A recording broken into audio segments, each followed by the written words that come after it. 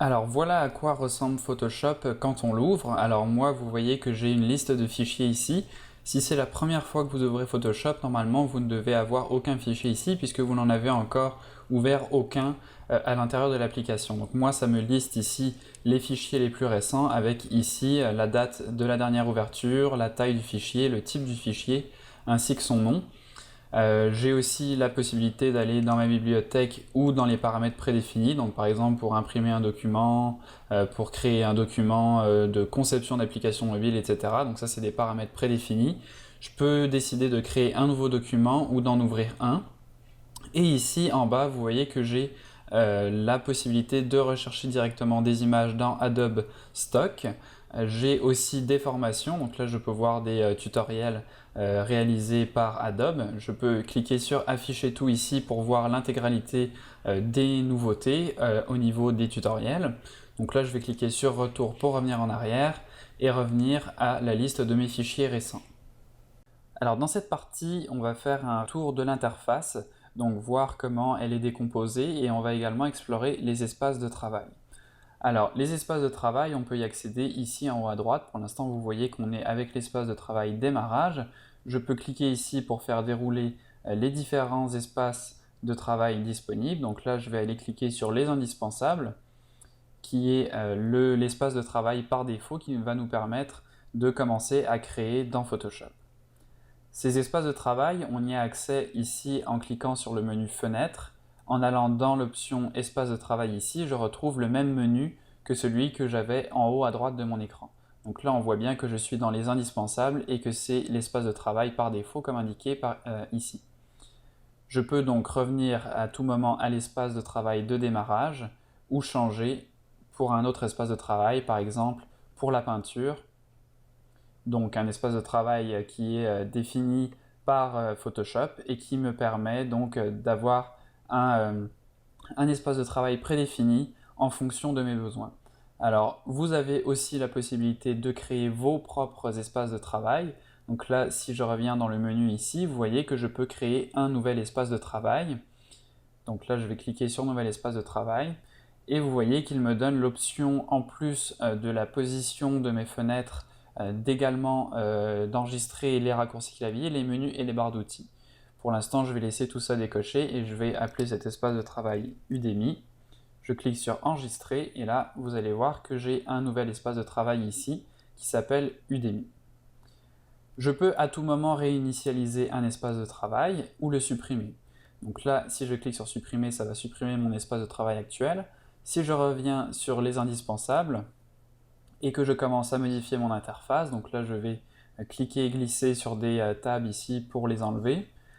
Si jamais je veux revenir à l'interface de base, donc de l'espace de travail, je peux cliquer sur réinitialiser les indispensables ici et vous allez voir que je vais revenir à ce que j'avais au départ. Donc à tout moment, si jamais vous faites une erreur, vous perdez une fenêtre ou quoi que ce soit, il y a moyen de réinitialiser l'espace de travail comme il était par défaut. Alors, on va faire un petit tour de l'interface de Photoshop et je vais vous expliquer les principaux éléments qui composent l'interface. Alors, comme dans la plupart des logiciels, on va commencer par la barre de menu ici, en haut à gauche. Donc c'est assez commun, vous avez déjà sûrement vu ça dans d'autres logiciels comme Word ou PowerPoint ou Internet Explorer, etc. On a souvent des barres de menu ici qui nous permettent d'accéder à différentes opérations. Donc là, par exemple, on a Fichier qui nous permet de créer des fichiers, d'en ouvrir, d'en sauvegarder. Et vous allez voir ici qu'on a plein d'autres menus qui nous permettent d'effectuer toutes les actions disponibles dans Photoshop. Donc toutes ces actions, vous allez voir que rapidement, on va les effectuer avec des raccourcis clavier. Le raccourci clavier à chaque fois est indiqué à côté de l'action lorsqu'il y en a un. Et on peut également créer nos propres raccourcis clavier. En dessous de la barre de menu ici, on a la barre d'options des outils. Donc cette barre ici va changer en fonction de l'outil qu'on sélectionne. Donc là pour l'instant j'ai l'outil de déplacement. Si je sélectionne mon pinceau, vous voyez que automatiquement la barre s'actualise en fonction de l'outil sélectionné. Cette barre ici, donc comme on vient de le voir, c'est la barre d'outils. Donc tous les outils de Photoshop sont listés ici. Je peux également cliquer ici pour agrandir la barre ou la rétrécir, donc la voir sur une ligne ou deux. Et je peux également cliquer et glisser sur cette fenêtre pour détacher ma barre d'outils et rendre la fenêtre flottante. Donc à vous de voir ce que vous préférez. Personnellement, j'aime bien la laisser ici à gauche en tout temps. Ensuite, ici, on a différents panneaux qui sont disponibles. Alors tous ces panneaux ici, on les retrouve en cliquant sur le menu Fenêtre et on voit ici avec le petit V quels panneaux sont actuellement affichés sur notre interface. Donc là, on regarde Bibliothèque, effectivement, il se retrouve ici à droite. Donc je peux cliquer et glisser sur le nom du panneau ici pour le détacher. Et je peux, comme on l'a vu avec la barre d'outils, le rétrécir. Donc là, je n'ai plus que le nom du panneau et l'agrandir en cliquant sur les petites flèches ici. Je peux également fermer ce panneau. Alors là, j'ai un petit problème d'affichage. Alors voilà, ok, c'est bon. Donc, on peut également fermer ce panneau en cliquant sur la petite icône ici. Et si on n'a pas l'icône, donc là, puisque les panneaux sont attachés à notre interface, on n'a pas la petite croix pour les fermer, on peut cliquer sur le menu déroulant ici et cliquer sur Fermer. On peut décider également de fermer le groupe d'onglets, auquel cas tous les onglets ici vont être fermés. Donc on va voir ce que ça fait. Si je clique ici, vous voyez que les deux onglets qui étaient à l'intérieur de ce groupe sont maintenant disparus. On peut également mettre des onglets ici dans la petite barre. Donc si je prends les réglages par exemple et que je le glisse ici, vous voyez que maintenant les réglages sont accessibles avec une simple icône ici. Cette barre ici, je peux également l'étendre, donc en cliquant sur les petites flèches comme on l'a vu déjà pour les autres barres.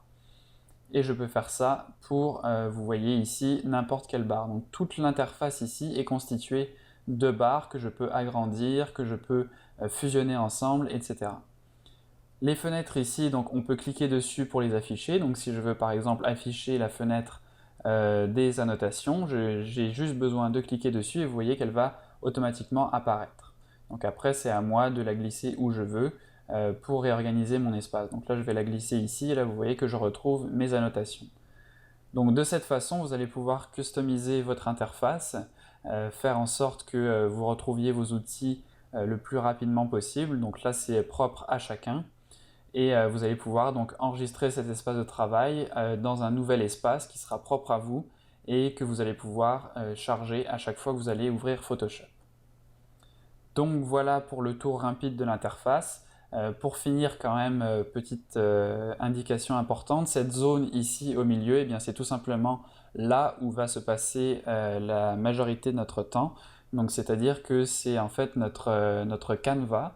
Donc pour l'instant c'est un peu abstrait puisque c'est vraiment gris, il n'y a rien qu'on peut faire. Pour enlever l'abstraction, je vais faire un nouveau fichier ici, donc je vais cliquer sur Nouveau. Vous inquiétez pas, on verra toutes ces options ici en détail par la suite. Donc là, je vais tout simplement pour l'instant cliquer sur OK et vous voyez que automatiquement ici, on a un nouvel onglet qui se crée avec notre espace de travail et notre zone dans laquelle on peut commencer à créer. Ces onglets ici, on peut en avoir plusieurs. Donc si je fais un nouveau fichier, vous allez voir que ici j'ai deux onglets. Je peux les réorganiser. Je peux détacher l'onglet donc en cliquant et en glissant. Donc là, je me retrouve avec un espace de travail flottant. Je peux le réattacher ici à mon interface et je peux fermer cet espace de travail en cliquant sur la petite croix, tout simplement. Donc voilà pour l'aperçu de l'interface. Vous allez voir, vous allez rapidement vous familiariser avec. À force d'utiliser les outils, de passer dans les menus, tout ça va devenir assez intuitif très rapidement.